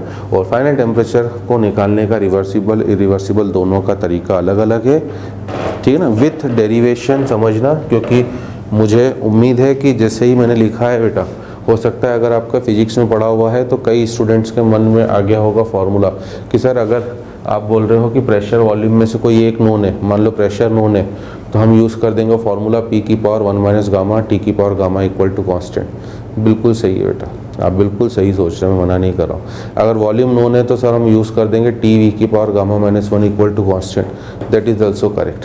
बट वो आखिर फार्मूला आया कहाँ से, उसीलिए मैं आ रहा हूँ। अगर एडियाबेटिक रिवर्सिबल प्रोसेस है बेटा, ठीक है ना, तो उसका फाइनल टेम्परेचर निकालने का जो आपने फॉर्मूले अगर सोचे थे, जो मैंने अभी दोनों बोले हैं, वही यूज़ होंगे। ये भी बिल्कुल सही है, बट बी केयरफुल, आप फिजिक्स में इन्हें यूज़ करते हुए आ रहे हैं। और मैं बार बार कह रहा हूँ कि फिजिक्स में केवल और केवल आपने रिवर्सिबल प्रोसेस ही पढ़ी है। तो ये फॉर्मूले इस केमिस्ट्री में स्टूडेंट यही गड़बड़ करता है कि वो इरिवर्सिबल पर भी लगाने की कोशिश करता है। This formulas are not applicable for irreversible process, only for reversible. वो डेरिवेशन से आपको समझ में आएगा। और आखिर ये फार्मूले आए कहाँ से, वो भी है ना। अगर मैं डिफरेंशियल फॉर्म में प्लॉट को लिखूँ बेटा, तो D U equals to D Q plus D W, okay. और एडियाबेटिक प्रोसेस है, 2 मिनट ही लगेंगे बस हार्डली। एडियाबेटिक है तो डी क्यू हो गया 0, ठीक है। अब डी यू को मैं चाहूँ तो क्या लिख सकता हूँ बेटा, N R upon gamma minus 1 into D T. और डी डब्ल्यू को क्या लिखूँगा, minus of P D V. System तो आइडियल गैस है बेटा, ठीक है ना। सिस्टम आइडियल गैस है, ये डी टी है, ये डी वी है, तो बीच में प्रेशर पंगा क्रिएट कर रहा है। तो हम लोग, ठीक है ना, क्या करें, हम लोग बस इतना करें बेटा कि P V equal to N R T को यूज़ करके पी की जगह हमने लिख दिया N R T by V into D V, है ना, from P V equals to N R T. अब ये लिखते ही एन आर ये क्या हो गया आपका, कैंसिल हो गया, ठीक है। बी केयरफुल, अब यहाँ पर ध्यान रखना, फिर से क्या केयरफुल, है ना, मन ही मन हो सकता है गालियाँ भी दे रहे हो सर, हर चीज़ में आप बोलते हो बी केयरफुल, इतना समझाते हो, ठीक है ना। हम लोग परेशान हो जाते हैं, डर जाते हैं। डरो मत, ये केवल आइडियल गैस के लिए लिखा है N R T by V, क्योंकि हमने इसी साल के बेटा ऑफलाइन के टेस्ट पेपर में अभी मैंने एक अच्छा क्वेश्चन बनाया था, उसमें मैंने रियल गैस डाल दी थी, है ना, उसमें मैंने रियल गैस डाल दी थी। तो ये जो आपने फॉर्मूले अभी बोले ना, पी वी की पावर गामा, टी वी की पावर गामा माइनस 1, पी की पावर 1 माइनस गामा, टी की पावर गामा, ये केवल आइडियल गैस के लिए वैलिड है। रियल हो जाएगा तो P equals to N R T by V नहीं होगा, है ना। हो सकता है फिर यहाँ पर N R T upon V minus B आ जाए, या जो भी वो दे रहा है, जो भी वो दे रहा है बेटा, ठीक है ना। और दूसरी बात बेटा कि यहाँ पर आपने सी वी को भी टेम्परेचर से इंडिपेंडेंट माना है, तो मैं ये भी कर सकता था कि सी वी को as a function of temperature दूं। तो ये जो अभी मैं करने जा रहा हूँ उसमें दोनों पॉइंट नोट कर लेना, एक तो आइडियल गैस, दूसरा C V is independent from temperature. इन दो कंडीशंस में ही ये दो फॉर्मूले आपके एप्लीकेबल हैं। अगर आपने ये कंडीशन है ना, इसलिए मैं कह रहा हूँ कि मैं कितनी भी थर्मोडायनेमिक्स आपको अच्छी पढ़ा लूँ बेटा, अगर आपने ढंग से नहीं सुनी तो थ्योरेटिकल क्वेश्चन में कहीं ना कहीं आपसे गड़बड़ जरूर होगी। और मैं थ्योरेटिकल क्वेश्चन का कोशिश करूँगा एक पूरी डीपीपी बना के आपको देने की, ठीक है ना। पूरे उसमें 25-30 क्वेश्चन डालेंगे ताकि एक बार डिस्कशन हो जाए तो आपको थ्योरी और क्लियर हो जाए। तो अभी ये दो कंडीशंस में ही मैंने आर अपॉन गामा माइनस 1 लिखा है, क्योंकि अगर C V function independent from temperature नहीं होता, फंक्शन ऑफ टेम्परेचर होता, तो फिर मुझे यहाँ पर सी वी की जगह फंक्शन ऑफ टेम्परेचर लिखना पड़ता, जो भी होता, ठीक है। और ये अगर आपने मान लिया है तो अब तो सिंपल हो गया बेटा। देखो 1 अपॉन गामा माइनस 1, ये जो गामा माइनस 1 बचा है, डी टी, टी नीचे ले आया, equals to minus of D V by V, है ना। ये डी वी है, वी है, माइनस था ही बेटा, इंटीग्रेट कर दो, टेम्परेचर T1 से T2, वॉल्यूम V1 से V2। तो ये हो गया क्या, ये गामा माइनस 1 भी मैं उधर ले जा रहा हूँ बेटा ना, डी टी बाई टी का इंटीग्रेशन क्या, ln ऑफ टी, ओके। सही कर रहा हूँ कि नहीं कर रहा हूँ, हाँ कर रहा हूँ, ln ऑफ टी, ठीक है ना, लिमिट T1 से T2, ठीक है। ये minus of gamma minus 1 d V by V का integration ln of V, limit V1 से V2, ठीक है। अब ये हो गया क्या बेटा, ln ऑफ, ध्यान देना आप क्योंकि मैं पूरा नहीं लिखूंगा बच्चों जैसे, लिमिट डाली ln T2 minus ln T1 और ln A minus ln B का डायरेक्ट यूज़ करा, ln of T2 by T1 equals to, यहाँ पर भी be careful, ln of V2 minus V1 जो था मैंने माइनस अंदर मल्टीप्लाई करा तो वो ln V1 minus ln V2 हो गया, जिसकी जगह मैंने वापस फार्मूला लगा के ln V1 बाई V2 करा और इस गामा माइनस 1 को मैंने पावर में ले गया, ठीक है ना। अब दोनों साइड्स का मैंने एंटी लॉग लिया, तो एंटी लॉग लेते ही T2 by T1 equals to क्या हो गया, V1 बाय V1 की पावर गामा माइनस 1, अलग अलग लिख रहा हूँ बेटा, V2 की power gamma minus 1, that mean और सिंप्लीफाई करें तो क्या हो गया T1 V1 की power gamma minus 1 equals to T2 V2 की पावर गामा माइनस 1। ठीक है, तो हो सकता है कि आप में से कईयों को अगर T1 V1 की power gamma minus 1 equal to T2 V2 की पावर गामा माइनस 1 है, तो इनडायरेक्टली हम लोग क्या बोल सकते हैं बेटा, TV की power gamma minus 1 equal to constant, TV की power gamma minus 1 equal to constant. ये है डेरिवेशन। ठीक है, ये दो कंडीशन ध्यान रखना है तभी है। आइडियल गैस की अगर रियल होगी तो भी चेंज होगा, तब प्रेशर का फॉर्मूले में चेंज होगा बेटा, और CV टेम्परेचर डिपेंडेंट होगा तो यहाँ चेंज होगा, इसलिए ये ध्यान रखना। तो आप में से कई लोगों को हो सकता है इस फॉर्मूले का डेरिवेशन तो पता ही नहीं होगा बेटा ना, हो सकता है बस उन्हें याद जरूर होगा, ये लगाते हैं, है ना। तो अब अगर ये फॉर्मूला आपको प्रेशर और वॉल्यूम के टर्म्स में चाहिए तो again from PV equal to nRT, है ना, फ्रॉम आइडियल गैस। T को मैंने क्या लिख दिया बेटा, PV बाय NR, और जैसे इस फॉर्मूले में सब्स्टिट्यूट करोगे PV by NR into V की power gamma minus 1 equal to constant. हम लोग हमेशा क्लोज सिस्टम लेंगे तो N कांस्टेंट, R तो कांस्टेंट है ही बेटा, ये दोनों कांस्टेंट का प्रोडक्ट इस कांस्टेंट के साथ फिर से एक नया कांस्टेंट। ठीक है, P बचा V की पावर 1 V की पावर गामा माइनस 1, तो P V की power gamma equals to constant. ये हो गया दूसरा फॉर्मूला। ठीक ना, और अगर आपको वॉल्यूम और टेम्परेचर के टर्म्स में चाहिए तो क्या करो आप, ठीक ना, तब फ्रॉम प्रेशर और टेम्परेचर के टर्म्स में चाहिए अगर आपको, तब फ्रॉम आइडियल गैस इक्वेशन फिर से आप क्या करो, V की जगह पुट करो क्या, nRT बाय P, और फिर से उसी ऊपर वाली इक्वेशन में रखो, है ना। फाइनली तो आपको याद रखना है बेटा, डेरिवेशन की ज़रूरत के लिए एडवांस लेवल के लिए ज़रूरत है। JEE मेंस में इतना एडवांस लेवल नहीं आएगा, बट हम लोग तो मेंस एडवांस एक साथ कवर कर रहे हैं बेटा, थोड़ा आधा घंटा आप भी दीजिए।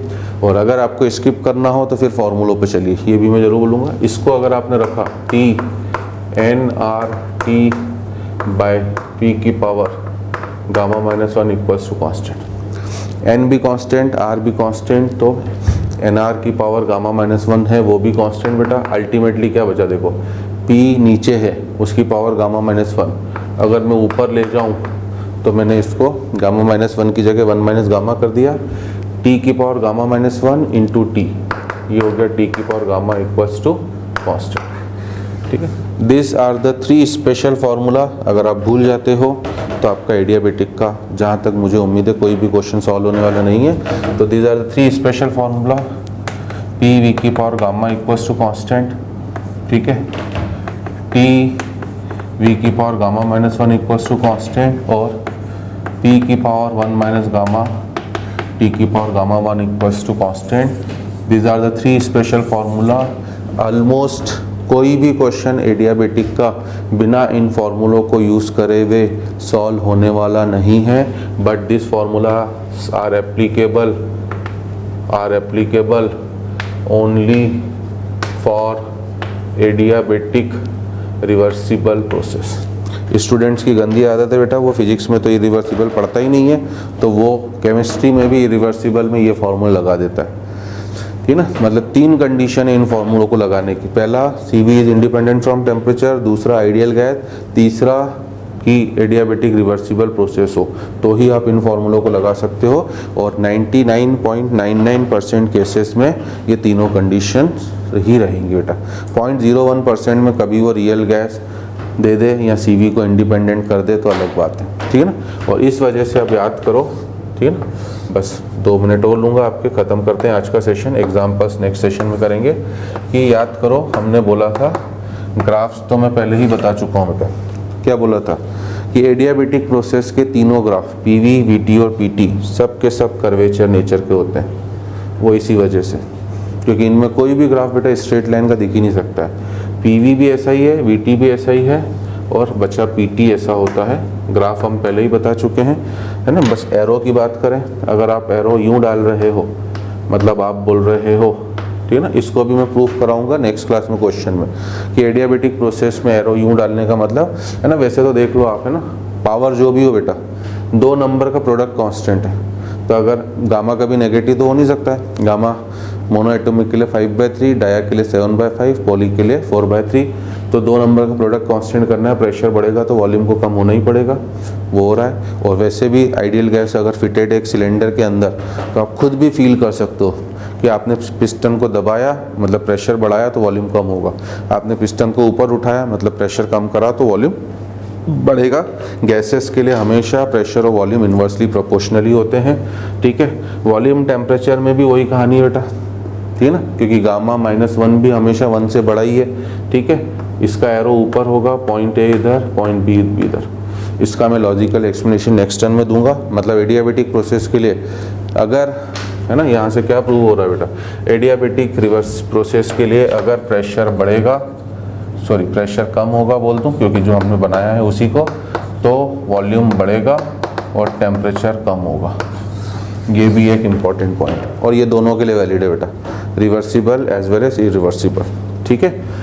और लास्ट में आपका एरो नीचे की तरफ, क्यों, प्रेशर और टेम्परेचर दोनों साइमल्टेनियसली कम हो रहे हैं बेटा, वो हो ही रहा है। और जो यहाँ से प्रूव भी हो रहा है, क्योंकि गामा 1 से बड़ा है तो 1 माइनस गामा नेगेटिव होगा और ये नेगेटिव उधर जाके पॉजिटिव, तो एक तरह से टेम्परेचर और प्रेशर डायरेक्टली प्रोपोर्शनल हो गए, ठीक है। ये वेरी वेरी इंपॉर्टेंट है, इसलिए मैंने लिख दिया है। अब आप फॉलो कर रहे हैं नहीं वो आपके ऊपर है। लास्ट और फाइनल बेटा कि for adiabatic irreversible process, adiabatic irreversible process. अब एडियाबेटिक इरिवर्सिबल प्रोसेस में, अच्छा एक चीज़ और मैं क्षमा चाहूँगा आपसे, मैं भूल गया कि यहाँ पर P को मुझे nRT/V क्यों लिखना पड़ा इंटीग्रेट करने से पहले, ठीक ना। वो इसलिए लिखना पड़ा बेटा क्योंकि रिवर्सिबल प्रोसेस में प्रेशर वेरिएबल होता है, बट यहाँ पर इरिवर्सिबल प्रोसेस में देखो, है ना, लगाएंगे वही चीज़, फ्लॉट से du will be equals to dq plus dw, ये 0, ठीक है। इसका मतलब du को हमने लिखा n r upon gamma -1 into dt, और इधर लिखा हमने p को -p एक्सटर्नल इंटू dv, और हमने इंटीग्रेट करने की कोशिश करी, ठीक ना। एक्चुअल ये था बेटा, इंटीग्रेट करने की कोशिश करी, टेम्परेचर T1 से लेकर T2, वॉल्यूम V1 से लेकर V2, है ना। यहाँ पर भी आप चाहें तो लिख लें बेटा, है ना, काम यही कर रहा था, T1 से T2 और V1 से V2। बट बार बार मैंने बोला है बेटा कि रिवर्सिबल प्रोसेस में एक्सटर्नल प्रेशर वेरिएबल होता है, तो आप इसे प्रेशर को इंटीग्रेशन साइन के बाहर नहीं ले सकते थे, इसलिए आपने पहले प्रेशर को लिख दिया nRT क्या आपका V, और फिर सॉल्व करा। बट इरिवर्सिबल प्रोसेस की निशानी याद रखो, क्या होती है बेटा निशानी, इरिवर्सिबल प्रोसेस का एक्सटर्नल प्रेशर जो होता है वो कांस्टेंट होता है। इरिवर्सिबल प्रोसेस का एक्सटर्नल प्रेशर जो होता है वो कांस्टेंट, और अगर वो कांस्टेंट है बेटा तो हम लोगों ने, है ना, हम लोग CV को तो टेम्परेचर से वैसे इंडिपेंडेंट मान के चल रहे हैं, तो इसका मतलब n r गामा -1 इसे बाहर लिया बेटा, dt का इंटीग्रेशन t लिमिट T1 से T2, ठीक है, और उधर एक्सटर्नल प्रेशर कांस्टेंट था तो इसे बाहर लिया, dv का इंटीग्रेशन v और v1 से v2। मतलब एडियाबेटिक रिवर्सिबल प्रोसेस के लिए जो फॉर्मूला यूज़ होगा, nr gamma -1 into T2 - T1 equals to -p external into V2 - V1। पहला बेसिक और मोस्ट इम्पॉर्टेंट फॉर्मूला ये रहा, ठीक। ये तब यूज़ होगा बेटा जब क्वेश्चन में आपको वॉल्यूम गिवन होगा, और अगर वॉल्यूम गिवन नहीं है तब nr gamma -1 T2 - T1 equals to -p external. अगर वॉल्यूम नहीं गिवन हुआ तो आप V2 की जगह लिखोगे nr T2/P2 minus nr V1 की जगह nr T1/P1, क्योंकि सिस्टम अभी भी आपका आइडियल गैस है बेटा, और आइडियल गैस है तो ये इक्वेशन आपका यूज़ होगा ही होगा, ठीक है। और इसमें nr आपका दोनों तरफ से कैंसिल हो जाएगा, मतलब इनडायरेक्टली हम लोग बोलें T2 - T1 अपॉन गामा -1, जी ना। ऊपर वाला तब यूज़ होगा जब वॉल्यूम गिवन हो, नीचे वाला तब यूज़ होगा जब प्रेशर गिवन। और वेरी वेरी वेरी इम्पॉर्टेंट, है ना, this is also very very very important adiabatic process में, ठीक है ना। और इसमें भी वो चीज़ ध्यान रखना बेटा, लिखने की जगह नहीं है क्या कि P1 is the initial pressure, P2 is the final pressure और P external is the external pressure. If nothing is mention तो P2 और P एक्सटर्नल को जैसे आइसोथर्मल के लिए था वैसे ही आपको बराबर लेना है, ठीक है। तो सबसे ज़्यादा क्वेश्चन आपको एडियाबेटिक में मिलेंगे, एडियाबेटिक में भी केस 2 के मिलेंगे, टेम्परेचर नोन नहीं होगा, और अगर टेम्परेचर नोन नहीं है तो या तो इनमें से कोई एक इक्वेशन या फिर ये फॉर्मूला लगाकर पहले आपको टेम्परेचर ही निकालना पड़ेगा। जितना भी मैं स्ट्रेसफुली बोल दूं बच्चों को बेटा, बट बच्चा टेम्परेचर है ना निकालने का तरीका भूल जाता है, इसलिए मैं आपका लिए तो एक स्पेशल चीज़ लेकर आया हूँ क्या कि एक सेशन में चीज़ें मैं समझा के छोड़ के जा रहा हूँ कि अब अगर आपके पास कुछ क्वेश्चंस हो तो आप अटेम्प्ट करें, नहीं तो मैं नेक्स्ट क्लास में आके 3-4 क्लास इलस्ट्रेशन इसके भी लूँगा ताकि दोबारा मैं बोल बोल के आपकी चीज़ों को समझा सकूँ। और यहाँ से अब आपको फील हो गया होगा बेटा कि ऑब्वियसली इस इक्वेशन से और इस इक्वेशन से फाइनल टेम्परेचर की वैल्यू अलग अलग आएगी, इसलिए मैंने पहले लिख दिया था कि फाइनल टेम्परेचर ARP और AIP का हमेशा अलग अलग होगा, और ये अलग अलग हो गया तो वर्क डन भी अलग अलग होगा, क्योंकि हमने इतनी देर में जो यहाँ कॉन्सेप्ट्स क्लियर करे हैं कि रिवर्सिबल और इरिवर्सिबल प्रोसेस का वर्क डन हमेशा अलग अलग होता है। एडियाबेटिक प्रोसेस के लिए भी चारों पॉइंट सेम है एक्सेप्ट थर्ड, वो मैंने आज ही प्रूव कर दिया है। अभी नेक्स्ट क्लास में मैं आपको नेक्स्ट सेशन में न्यूमेरिकली भी उसे प्रूव करके बताऊंगा, ठीक है। तो मैं पूरी अपनी एनर्जी डाल के जाता हूँ बेटा, ऐसा नहीं कि ना आप मुझसे दूर हैं तो मैं केवल भाषण दे के चले जा रहा हूँ। मैं जितना समझाने की कोशिश कर सकता हूँ बेस्ट से बेस्ट उतना कोशिश करता हूँ। उम्मीद करता हूँ आपको समझ में भी आता होगा और आप उसे फॉलो करेंगे। तो this is the best of isothermal और adiabatic process from my side, है ना। इससे बढ़िया कोई चीज़ें हो ही नहीं सकती बेटा, कोई चीज़ हमारी छूटी भी नहीं है, हर एक चीज़ हमने हर एक कंडीशन को कवर करा है। अभी न्यूमेरिकल क्वेश्चंस के थ्रू हम लोग इसे नेक्स्ट सेशन में और करेंगे और फिर आइसोथर्मल और एडियाबेटिक का कंपैरिजन भी करेंगे, ठीक है। तो we are stopping our session over here for today's session. I hope you have enjoyed and learned a lot of new things जो आपको नहीं पता होंगी। We will meet in the next session. Till then good bye.